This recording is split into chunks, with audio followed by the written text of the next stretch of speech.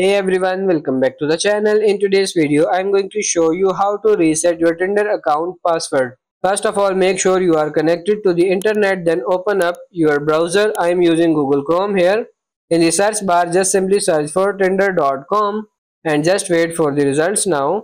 And you will get two options saying create account and login. Click on login since we are going to reset our password, and click on trouble logging in, the last option. And now you have to enter your email or Gmail here of your account, and then simply tap on this send email.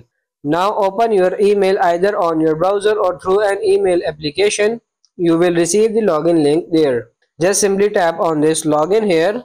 There is also another option where you can paste the URL into the browser and log in. Simply click on this login button, which seems more practical. Now you will be redirected to your Tinder account. So that is how you can reset the password of your Tinder account. I hope this video was helpful. If it is, like it and subscribe to the channel. Thank you.